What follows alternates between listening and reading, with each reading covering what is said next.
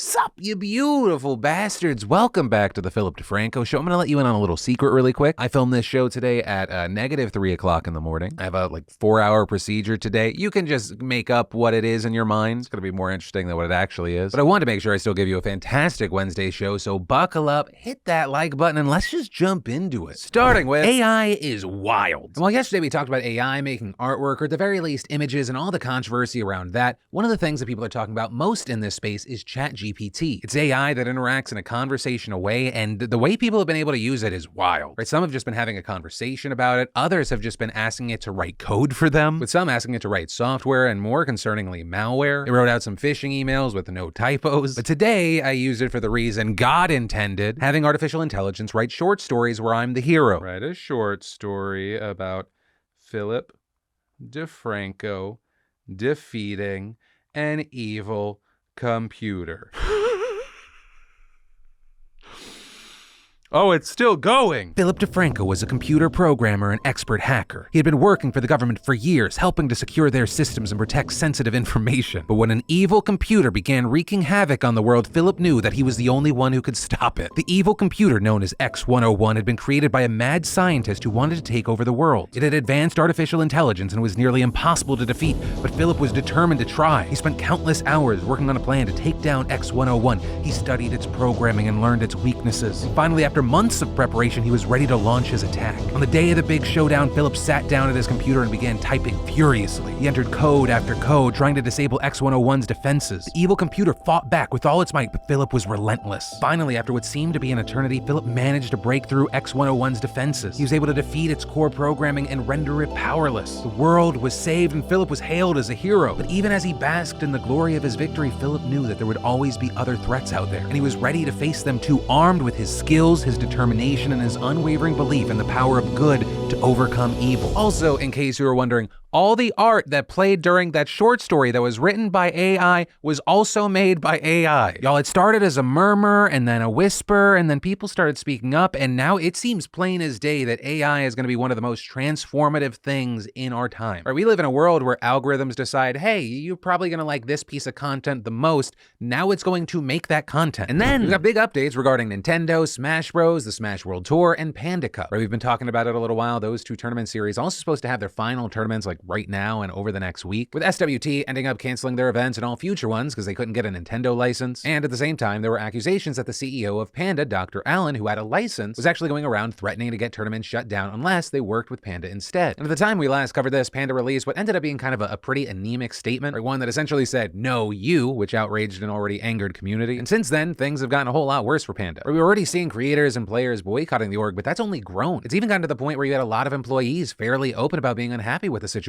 We even saw YouTube streamer and creator Ludwig stepping into the equation, announcing, in light of Panda/Nintendo's lackluster response, I'm happy to announce the Scuffed World Tour, a one-day Melee Ultimate event featuring the 8 highest-placing SWT competitors. It would also have the goal of raising money for a popular Super Smash production company, and the date of this event is important because it's actually the same day that Panda was supposed to have its finals, putting them directly at odds and having Ludwig essentially daring Nintendo to send a cease and desist. Then, this past Sunday, we got word from Panda, with them releasing a statement saying, Panda has heard the concerns of the Smash community and is taking immediate action. Allen is no longer CEO, effective immediately. Additionally, due to security concerns for our staff and contractors, the Panda Cup finale is postponed. And in the meantime, the company will allegedly be run by an anonymous group of managers who will be issuing refunds to people who are going to go to the event. Now, given everything that led up to this, many in the community were happy that the event was canceled, but they weren't especially happy about the specifics in that statement. Waste Critical, who's not just a big creator, but also who has an esports org that started with Super Smash, saying, this just feels like a big panic response. It's still not like the best action they're taking.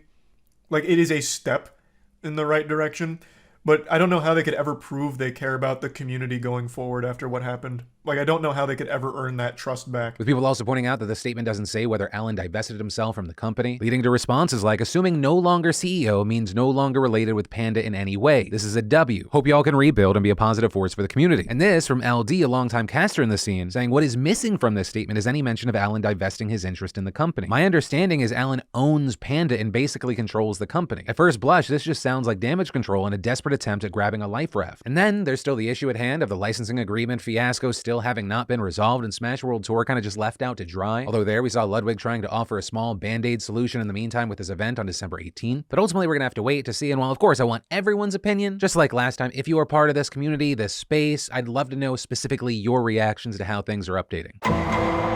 And then, the Trump Organization was found guilty of sweeping tax fraud. The news broke as my show came out yesterday, with the jury in New York convicting the former president's family business with all 17 counts brought against it, including a scheme to defraud, conspiracy, criminal tax fraud, and falsifying business records. And these charges stem from an indictment brought by the Manhattan District Attorney's Office last year. It accused the Trump Organization and its longtime CFO, Alan Weisselberg, of operating a years-long scheme to give some executives off-the-book perks like apartments and luxury cars to skirt taxes. Weisselberg, for his part, pled guilty to 15 related tax crimes in August and, as part of a plea deal, testified against the company in this most recent trial. But key thing here, Weisselberg, who has been widely seen as very loyal to Trump, never implicated the former president. And while prosecutors didn't indict Trump himself, they tied him closely to the trial. Right? Not only did they tell the jurors that he had paid some of the perks and was aware of the scheme, having approved key aspects of it, they also presented evidence that highlighted how the culture at the Trump Organization allowed all this illegality to play out right under it, with the DA's office even arguing at one point that Trump was explicitly sanctioning tax fraud. But also, for Trump, this is not the end of the road. Right? Remember, there are multiple other investigations that do directly involve him, including some that are criminal inquiries. But for now, we're gonna have to wait to see how those play out. And then, many Americans with disabilities are extra fucked right now, with them having to wait months or even years for essential Social Security benefits that they need to live. Right? According to a new analysis by the Washington Post, now more than 1 million Americans wait in limbo just to hear whether they will get assistance. The first step in a solution of drawn-out judgments and appeals that can ultimately take years before a resolution. With Social Security data obtained by the Post showing that the record number of claims waiting for just the initial ruling has risen nearly 60% from before the pandemic. And at the same time, people whose claims were denied under the first review, but waiting for their second, increased by 75% in the same period. So as a result, a massive backlog of cases have piled up in states across the nation, forcing applicants who usually wait 3 months for the first initial review to now wait 7 months. And in some states that are really struggling, that process can take well over a year. And those extended wait times are incredibly significant because it just makes this process so much longer. Right? 2 in 3 claimants are denied benefits on their first try. And if that takes 7 months or a year before they can even try again, who knows when those who qualify actually will get their rightful benefits. And meanwhile, those people, many of whom don't have a stable job or income, are suffering. With the Post explaining, as they wait, some Americans already living at their limits have found themselves with fewer resources, worsening medical conditions, and no access to the health insurance that comes with disability benefits. So that's the horrifying problem. But as far as why is this happening? Well, it appears that we have a crisis for a number of reasons. First and foremost is that the Social Security system, which was created by Congress in the 50s, is very poorly structured. I know, the government's a mess. What? And the process of vetting claims to make sure the government is only giving benefits to those who actually qualified is incredibly complex. And in order to appeal to conservatives at the time, lawmakers delegated the main responsibility of reviewing claims to the states. But that has set up this very difficult balance of power. The Federal Social Security Administration decides policies, regulations, and when states can hire or give raises. But the states are tasked with training, setting salaries, and awarding benefits, causing a ton of variance between states. And to that point, another major driver of the current crisis is the fact that it's difficult to find workers. Right? The hiring is stalled because the pay isn't competitive at all, despite the fact that these jobs are incredibly difficult. Plus, learning that job takes years, and many leave before they're fully trained. And that forcing states to start all over again, and often with less qualified people, which then further strains productivity. And then with the people who do stay on this job, they get burnt out easily because of the massive amounts of work and cases. With one former examiner in Florida who recently quit after 12 years telling the Post, it was all about the numbers. It was the sheer amount of work. We didn't care if you were denied or approved. We just wanted the cases out. And all of these factors, of course, like everything else, was made much worse by the pandemic. Most state employees were sent home when lockdowns began, and it took months for some to get access to computers since they weren't allowed to bring their desktops home. Some states also furloughed employees, and the Federal Social Security Department directed states to suspend exams from outside doctors for a few months at the beginning of the pandemic, among other issues. So while part of the issue is that many states are still recovering from the slowdowns caused at the beginning of the pandemic, without a massive overhaul to the system in general, things could get a lot worse for one reason that is often behind things getting worse: baby boomers. The federal government has recently warned that adding 80 million aging baby boomers to an already faltering system could be a disaster. But instead of trying to work to fix this, what we're seeing is Republicans saying they want to force cuts on Social Security now that they have control of the House. Though, notably, any sort of cuts that we would see there would have to go through the Democratic-held Senate. And so for now, we're just gonna have to wait to see what happens, which is especially concerning when the thing we're waiting to see if it happens is if Social Security collapses, which given the trajectory right now doesn't feel like an if, but more of a when. And then I want to tell you how I'm supporting my gut health, which in turn maintains immune health this holiday season with today's sponsor, Seed. A lot of you know I've been using Seed's DS-01 Daily Synbiotic since back in January, but I didn't know back then that our gut and immune system are continuously working together together to coordinate our body's response to the world in and around us. And while the holiday classics fill you up, they invariably leave your microbiome wanting more. So this holiday season, give your gut the gift of a balanced microbiome and stay regular, if you know what I mean. Right? Seed's DS-01, it's unlike any other synbiotics on the market. Their unique capsule design uses an outer prebiotic capsule that protects the inner probiotic through digestion, all the way past your stomach acid for 100% survivability into your colon. Y'all, Seed is setting new standards for the probiotic industry in terms of clinical and scientific testing, which is why I love them. So don't wait. Seed is giving you a rare 25% discount, but it's only for a limited time. So use code DeFranco25 at checkout for 25% off plus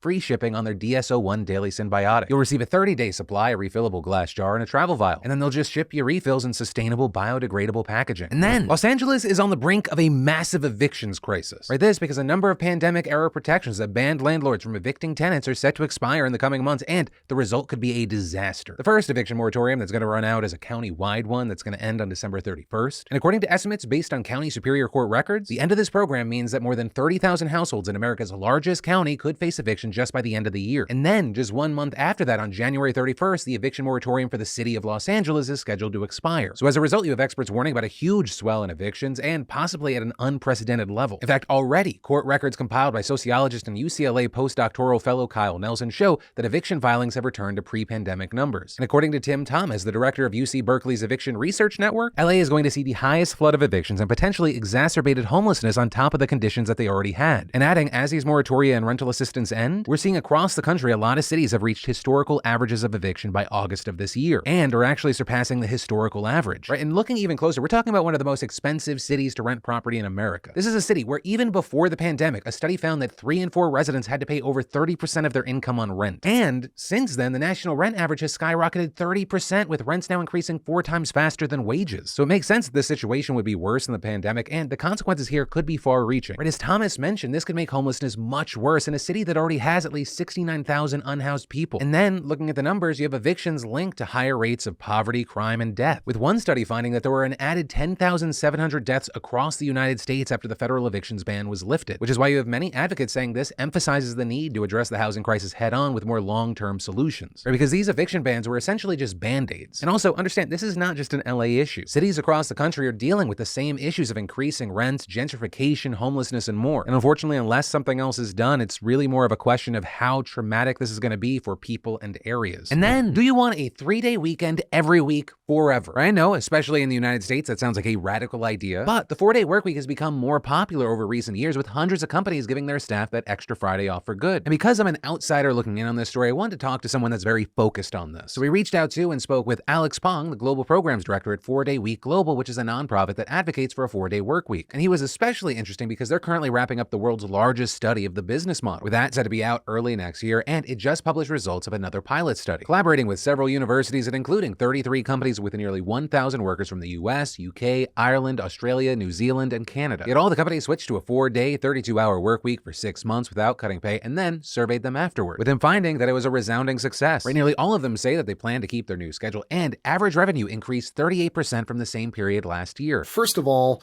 companies and individual workers both benefit from a shorter work week. So what companies find is that they see improvements in recruitment and retention. They see output or productivity being the same or higher as it was when people were working 5-day weeks. And then people report having more time for leisure, for self-care, time with family, also sleeping a little bit more every night, and generally being able to maintain healthier habits, right? Cooking for themselves more or exercising more. Now, if you hear that and you think, how is that possible? Well, it turns out people are just doing the same amount of work or more in less time, which brings the question, well, wouldn't that mean that they just have to work faster and harder, leading them to get stressed and overwhelmed? Well, according to Pong, that didn't happen. Instead, saying people actually felt happier and reported higher job satisfaction, adding that they had a greater sense of control over their work. And when asked, how is that possible, he explains that most of the productivity gains actually didn't come from individual employees, but rather from changes made on a systemic level. Studies tell us that the average office worker loses between 2 and 3 hours of productive time every day to overly long meetings to poorly implemented and distracting technologies, or to other kinds of office distractions, like the one quick question that turns into a 10-minute side conversation. And so, in a sense, what that tells us is the 4-day week is already here. It's just buried underneath a whole bunch of bad practice and sort of organizational deadweight. And so if you can get rid of that stuff, then you can actually go a long way to making it possible for people to do in 4 days what they currently need 5 days to do. So basically, the idea is that when you tighten your work week, you're compelled to make the time that you do spend working more efficient. Now, of course, if your job makes this change, there are going to be logistical and scheduling hurdles to overcome. But Pang says that typically the obstacles are actually much smaller than people expect and the benefits much larger. And well, of course, this idea is certainly not a one-size-fits-all model. Pang says that he's amazed at the range of companies that have successfully implemented it. It's not just creative services or firms or, people with super long deadlines, but also people working in call centers or nursing homes or, Michelin-starred restaurants are able to do this and to benefit from it. Now, if you're thinking with this case closed, right, why the hell am I still coming into work on Fridays? Well, Pang says a lot of the resistance from taking this leap comes from employers who benefit from the current system and/or are skeptical of the benefits and/or they fear that it might damage productivity, as well as there being certain industries where extremely long hours and burnout have become the norm, right? Especially with things like law, tech, and medicine. You've got that hustle culture that makes 70-hour work weeks into like a character-building virtue. Speaking of which, it's hard not to mention Twitter 2.0 there, which actually Pang said, Elon doesn't need and wouldn't take my advice. And adding that it's not about how many hours your employees are on the clock, but whether they spend them doing what he calls deep work. Those periods of intense focus, of flow, in which really great ideas and products can emerge that do not require people sleeping under their desks, but which can be practiced in ways that allow people to do what they love, not for a few years, but for a few decades, for their entire lives. In fact, Five Squirrels, one of the companies in the study, introduced what it calls deep work time, where for 2 hours every morning and afternoon, staff ignore emails, calls, and IMs to instead concentrate on their projects. But also, while we're diving in on this, it's important to note that none of what Pang is saying here is new. Even him explaining this idea has been around for a long time. Starting in the 1920s, there were, almost as soon as the 5-day week became an industry standard, there were people who were making the argument that we could push past this down to 4-day weeks or 20-hour weeks or even 15, according to John Maynard Keynes in 1929. It's an idea that has that for the last 50 years has been just around the corner. Right? Even Richard Nixon in 1956 gave a talk about how the 4-day week was something that was sort of going to be part of the life of American workers under a second Eisenhower-Nixon administration. And then the pandemic, I think, opened up for a lot of people a recognition that companies and individuals can change the way that they work faster and more profoundly than we ever thought possible. And he added that a key factor driving the reemergence of this model is our underlying dissatisfaction with our work. For example, a recent survey found that 77% of respondents said that they experience workplace burnout at their current job. And if that sounds familiar, it's because it contributed to what's been dubbed the Great Resignation, with surveys last spring finding that as many as 40% of workers were thinking about quitting. And so with all of this kind of hanging in the air, Pang says that more and more companies are looking to the 4-hour work week as a potential answer to questions like, how do you make work better for people? How do you make it more meaningful? How do you reinvest? How do you find a place for it in people's lives that is more satisfactory and satisfying and balanced? And last year, the idea even made its way to the government, with the Congressional Progressive Caucus backing the 32-Hour Workweek Act, which is a bill that would make employers pay overtime for work past 32 hours. But Pang here is saying that ultimately, if you want to see a mass phenomenon, it's just going to need more support, not only from individuals, but labor unions and politicians, as well as potentially experimenting with different policy tools to promote it, such as tax breaks and abatements, financial studies, possibly legal regulations, or some other incentives. And Pang actually said he expects to see this happening over the next few years. The 5-day week and the 8-hour day took, a decade or so finally to become law. Nothing happens for a few years, and then things happen all at once. So I want to thank Pang for his time. If you want to look into more of what they're doing, I'm going to link down below. But that's ultimately where this story ends, and I'll end it on 2 notes. One, I do want to stress this is not a one-size-fits-all, like it was mentioned earlier. But I don't want to turn this into like blanket attacks on businesses. But also, 2, whether you're an employee, you're a manager, you're an employer, I'd love to know any and all thoughts, feelings, whatever you have with this story. But that is where today's show ends. As always, thank you for watching, liking, and hitting that subscribe button. If you need more news, I got you covered here and here. But As always, my name's Philip DeFranco. You've just been filled in. I love yo faces, and I'll see you tomorrow.